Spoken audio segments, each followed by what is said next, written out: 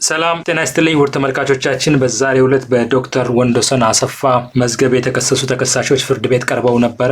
የችሎት ውለው ምን እንደሚመስል ጠበቃቸውን ጠበቃ ሰለሞን ገዛኸኝን መስመር ላይ አግኝተን እናነጋግረዋለን። በጣም አመሰግናለሁ ጠበቃ ሰለሞን። እንደ ሁልጊዜ ሁሉ በተደጋጋሚ በሽብር ወንጀል የተከሰሱትን የመብት ታጋዮች፣ ፖለቲከኞች እንደዚሁም ጋዜጠኞችን ጉዳይ እየተከታተልክ ነው በቅርበት ያለኸው እና ዛሬ እንግዲህ ፍርድ ቤት ቀርበው ነበረ በዶክተር ወንዶሰን አሰፋ መዝገብ የተከሰሱት። ችሎቱ በአጠቃላይ ምን ይመስል ነበረ?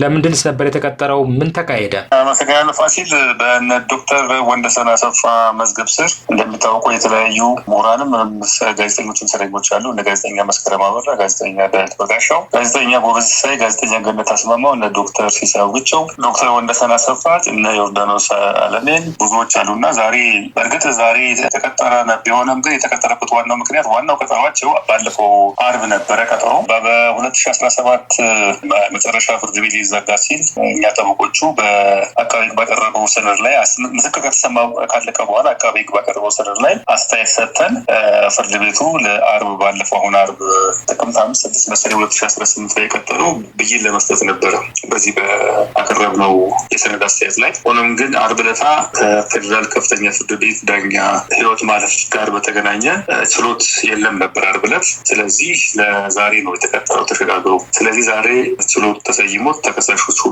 ቀርበዋል።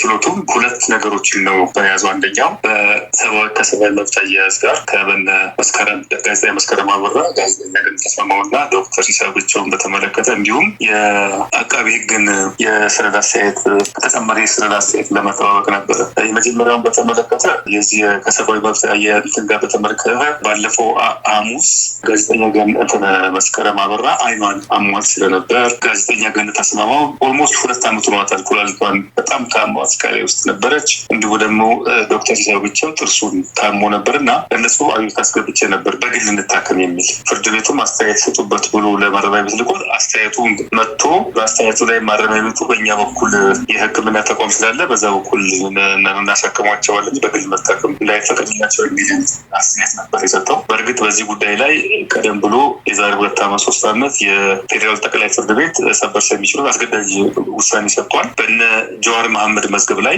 የሰበር ችሎቱ አንድ በሽብር የተከሰሰ ተከሳሽ በማረሚያ ቤቱ በሚያቀርበው ተቋሙ የሕክምና ተቋም እምነት ከሌለውና እንዲሁም ደግሞ በቂ የሕክምና እንትን ካላገኘ በግሉ ወጪ በራሱ ወጪ የመታከም መብት አለው የሚል አስገዳጅ ትርጉም ሰጥቷል። በዛ ትርጉም መሰረት ነው እኛም እንግዲህ ሕክምና እንዲያደርጉ ያደረግነው። መጨረሻ ላይ በአጋጣሚ ሆኖ ጋዜጠኛ መስከረም አበራ የዛሬ ሳምንት ቃሊቲ አሞኛል ብላ ከነገረች በኋላ ይዛኔ አይኗን ብዙም ማለት የሚታይ ምልክት የለም ነበር። ዛሬ ግን በችሎት ያው ለችሎቱ አሳስብ ያለው አይኗ በጣም ታሟል፣ ቀልቷል፣ በጣም እንትን ብሏል፣ ታሟል። የገነት አስማማው የታወቀ ነው ኩላሊቷል። እና ፍርድ ቤቱም ችሎቱ ምን አለ፣ በማረሚያ ቤቱ ይዛየት አስተያየት ቢሰጥም ወስደው እንዲያሳክሟቸው አስቸኳይ ትእዛዝ ይሰጣለን ብሎ በዚህ ነው ያለፈው። ሁለተኛውን ርዕስ በተመለከተ ሰነድ አስተያየትን ነበረ።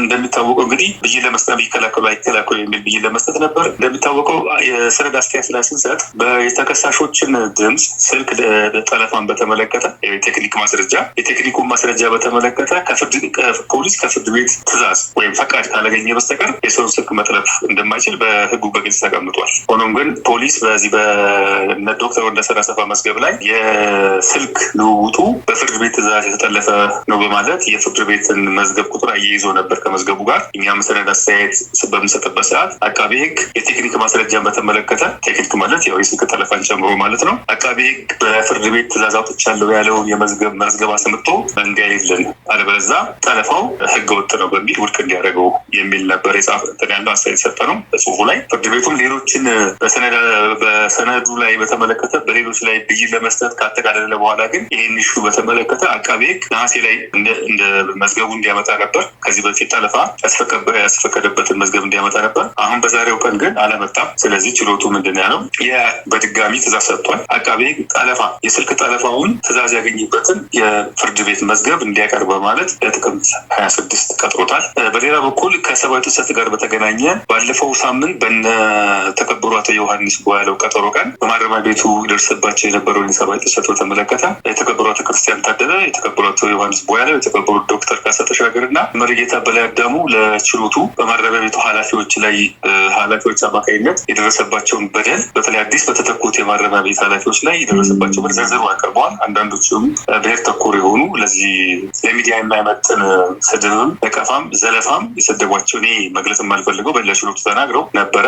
እንዲሁም ደግሞ በነ ዶክተር ወንደሰን አሰፋ መዝገብም እነ ጋዜጠኛ ዳዊት በጋሻው፣ ጋዜጠኛ ጎበዜ ሲሳይ፣ ዶክተር ወንደሰን አሰፋ እንደዚሁ አቤቱታ ነበራቸው እና በዕለቱ እነዚህ የማረሚያ ቤት ኃላፊዎች የሁለቱ መዝገብ ተከሳሾች ባሉበት ቀርበው ጥያቄ እንዲጠየቁ የሚል ነበር አቤቱታ ያስገባ ነው። ችሎቱ ባለፈው በነ ተከበሩ አቶ ዮሐንስ ባለው መዝገብ በተመለከተ የማረሚያ ቤት ኃላፊዎች ለነገ እንዲቀርቡ ትእዛዝ ሰጥቶ ነበረ። በዛሬው ቀንም እነ ዶክተር ወንደሰን አሰፋ እና ጋዜጠኛ ዳዊት በጋሻው ያንኑ እኛ ቀርበን አብረን ጉዳያችን አብሮ መታየት አለበት የሚል ለችሎቱ ጠይቀው ነበረ። እንዲሁም ዶክተር ወንደሰን አሰፋ በተለይ 5-6 የሚሆኑ ፓዶች ላይ በእንግሊዝኛ የጻፍኳቸው ማስታወሻዎች ነበሩ። እነሱም ከወሰዳቸው ስንት ጊዜው ረጅም ጊዜው ነው። መጽሐፍ በአገባቡ አይገባልንም፣ አይፈቅዱልንም። እንደውም አንዱ ሲሳይ መልካሙ የሚባለው ማሞድነህ የጻፈውን መጽሐፍ ከልክሎኛል በሚል ለችሎቱ አቅርበው እኛ ነገ መቅረብ አለብን ብለው ነበረ። ሆኖም ግን ችሎቱ በነ ተከበሯት ዮሐንስ በኋላው መዝገብ ባሉበት ነገ የማረሚያ ቤት ኃላፊዎች ሲቀርቡ የሁሉንም መዝገቦች ጉዳይ ስለምናይ እናንተ ባትመጡም እንትን የለውም ለጠበቆቻችሁ ንገሩ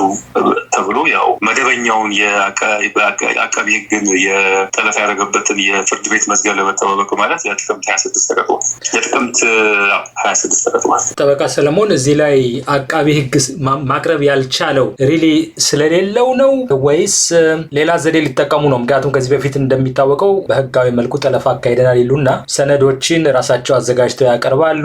እንግዲህ ከዋናው መዝገብ ጋራ ካልተናበበ በስተቀር የተለያዩ ፎርጀሪዎች ይሰራሉ፣ የተለያዩ የማምታቻ መንገዶች ይሰራሉና ፍርድ ቤቱ ዋናውን መዝገብ ኦሪጂናል ፈቃድ የተሰጠበትን መዝገብ ነው የፈለገው ያለ ማየት ነው ወይስ እኔ ደብዳቤ አምጡ ነው የሚባለው? ደብዳቤውንስ የሚሰጠው ፍርድ ቤቱ ማለት የፍርድ ቤት ሬጅስትራር ኦፊስ ነው ወይስ ሌላ ተቋም ነው? እንደሚታወቀው እንግዲህ እነ ዶክተር ወንደሰን አሰፋ በቁጥጥር ስር የዋሉት የዛሬ 2 ዓመት ሐምሌ ውስጥ 2015 ነው። ስለዚህ እነሱ ከመያዛቸው በፊት ፖሊስ በነ ጋዜጠኛ መስከረም አበራ፣ ዶክተር ወንደሰን አሰፋ ሰዎች ሁሉም ላይ አታክ የተደረገውን የስልክ ልውውጥ በተመለከተ ጠለፋውን ያደረግኩት በፍርድ ቤት ትእዛዝ ነው በማለት እና የፍርድ ቤቱን መዝገብ ቁጥር አያይዘዋል ከዚህ ከክሱ ጋር። ስለዚህ ፍርድ ቤቱ የፈለገው ከሌላ መንግስት አካል ደብዳቤ ይምጣልኝም አይደለም፣ እንዲሁም ደግሞ ከፍርድ ቤት ደብዳቤ ይምጣልኝ አይደለም። ፍርድ ቤት የፈለገው መዝገቡን በቃ ማለት መዝገቡን በህይወቱን በዛን ጊዜ ተከፍቶ የነበረው መዝገብ ማለት ነው። የዛሬ 2 ዓመት በፊት ሐምሌ 2015 በፊት በእነዚህ ሰዎች ላይ የስህተት ጠለፋ አደረግ ነው ብሎ ለፍርድ ቤት አቤቱ አቅርቦ ፍርድ ቤቱ የፈቀደለት ስለመሆኑ ያንን መዝገብ ነው የመዝገብ ቁጥር ያለው ቀን ያለው ምን ያለው የዳኞች ስም ያለበት ዳኞች ትእዛዝ የሰጡበት መደበኛውን የፍርድ ቤት መዝገብ በሬጅስትራር በኩል እንዲላክና መዝገቡ በህይወቱ እንዲቀርብ ነው ፍርድ ቤት የፈለገው። ይሄንን የሚሰጠው ከፍተኛው ፍርድ ቤት ነው ወይስ የስር ፍርድ ቤት ታችኛው ፍርድ ቤት ነው? የትኛው አካል ነው ማለት የትኛው አካል ሬጅስትራር ነው? እነሱም ጠለፋን በተመለከተ የፌዴራል የመጀመሪያ ደረጃ ፍርድ ቤት አራዳ ምድብ ችሎት እንግዲህ በአቅራቢያ ባለበት ነው። አሁን ለምሳሌ ብርበራ ያለ ፍርድ ቤት ትእዛዝ አይደረግም። ስለዚህ ብርበራ በፍርድ ቤት ትእዛዝ ነው። ብርበራ ያለ ፍርድ ቤት ትእዛዝ ሊደረግ የሚችለው መቼ ነው? ያ ተጠርጣሪ የእጅ ከፈንጅ ወንጀል ሲፈጽም ተይዞ ከሆነ እዛው ላይ ኦን ስፖት ብርበራ ሊደረግ ይችላል። ከዛ ውጪ ፍላግራንት ወይም የእጅ ከፈንጅ ወንጀል ካልሆነ በስተቀር ያለ ፍርድ ቤት ፈቃድ ብርበራ አይደረግም። ግን አስቸኳይ ከሆነ ግን ፖሊስ ባለበት ቦታ ላይ ሆኖ ስልክ ደውሎ ፍርድ ቤቱን ማስፈቀድ አለበት፣ አቅራቢያ ያለው ፍርድ ቤት ማለት ነው። ስለዚህ በአቅራቢያ ያለው ፍርድ ቤት ምናልባትም ፌደራል ፖሊስ፣ አዲስ አበባ ፖሊስ ነበሩ እነ ዶክተር ሲሳይ ብቻው፣ እነ ጋዜጠኛ መስከረም አበራ፣ ሁሉም ረዳት ፕሮፌሰር ማዕረጉ ቢያበይን መጀመሪያ በጊዜ ቀጠሮ እዛ አዲስ አበባ ፖሊስ ነበሩ።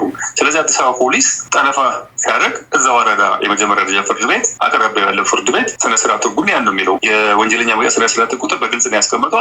ፖሊስ ብርበራ ለማድረግ ወይም የስልክ ጠለፋ ለማድረግ ከፍርድ ቤት ትእዛዝ ማውጣት አለበት አቅራቢያ ካለ ፍርድ ቤት ስለሚል ከአራዳ የመጀመሪያ ደረጃ ፍርድ ቤት ይመስለኛል መዝገቡ የሚመጣው። በመጨረሻ መስከረም አበራ እንግዲህ ያው የልጆች እናት ነች ማለት በታሰረችበት ጊዜ ህፃን ልጅ ትታን የታሰረችው እና ከቤተሰቦቿ ጋር ከልጆቿ ጋር የመገናኘት እድል አላት። እንዴት ነው? ምን ይመስላል ሁኔታዋስ? ስፒሪቹዋል በመንፈስስ እንዴት ናቸው እስረኞቹ? እንግዲህ ጋዜጠኛ መስከረም አበራ የሚሆን ጋዜጠኛ ግናስማሁን ዛሬ እንግዲህ ከመስከረም ጀምሮ 2 ጊዜ ሄጄ አይቻቸዋለሁ። የመጀመሪያውን በራሴ ነው የሄድኩት፣ ሁለተኛውን ግን ናብ ላይ ነው መስከረም የሄድኩት። ምክንያቱም አሟት ነው የሄድኩት። አሟት ስለነበረ በዚህ በሁኔታዋ በተመለከተ ምንም ለውጥም አይታይበት ምንም አይነት ለውጥም አይታይባት። ገነ ተስማማው ምንም አይነት ለውጥም አይ እንደውም ቬሪ ስትሮንግ ምንም ነገር እንትን የለባቸው። ከዛ ይልቅስ ህመሙ ነው። በተለይ ጋዜጣ ገነ ተስማማው ኩላሊት ሁለት ኩላሊት ኢቨን ችሎት ላይ እኮ አትቀመጥም። ፍርድ ቤቱ የዛሬ ዓመት ፈቅዶላት ወዲያ ወዲህ ነው የምትንቀሳቀሰው። እኔ ጋዜጠኛ መስከረም አበራ ዛሬ በጣም አሳዝናኛለች። ምክንያቱም የዛሬ ሳምንት ሰኞ ይሁን ማክሰኞ ይሁን የሄድኩት እና ተብዬ መልዕክት ተልኮብኝ እሷ ጋር የሄድኩት ሄጄ አናግሬያት ቁጭ ብለን አውርተን ነው ምንድን ነው የፈለግሽ ስላት አይኔ ማንበብም አልቻልኩም፣ አይኔ ውስጡን ይቆጠቁጠኛል። ስለዚህ እዚህ ባለው ማረሚያ ቤት የሆነ እንትን ለማድረግ ትሪት ሕክምና ለመውሰድ ሞክሬ ነበረ፣ ግን ለውጥ አላገኘሁም። ስለዚህ በግሌ ልታክም ምን ይመስላል ስትለኝ ችግር የለውም እነ ተከብራቸው ዮሐንስ ባለው እነ ተከብራቸው ክርስቲያን ታደለ በፍርድ ቤት ትእዛዝ በግል ታክሟል። ስለዚህ ለፍርድ ቤቱ አቤቱታ ላቅርብልሽ ብያት ነበር የመጣው። ዛሬ ሳያት ይሄ ግራ አይኗ በጣም ቀልቷል፣ ከቀኝ አይኗ በጣም ትልቅ ሆኗል። ማለት ትልቅ ሆኖ ክብ ሆኗል፣ ቀልቷል እና በጣም አሟታል አይኗል። ከዛ ውጪ በሰውነትም በስሜትም በምንም ዳር ቬሪ ስትሮንግ እና በጥሩ ሁኔታ ላይ ያሉት ከመሆን ባሻገር። በጣም ነው የማመሰግነው ጠበቃ ሰለሞን ገዛኸኝ ስለሰጠህ ማብራሪያ ከልብ አመሰግናለሁ። መልካም ጊዜ እመኝልሃለሁ። እሺ ነው አመሰግናለሁ።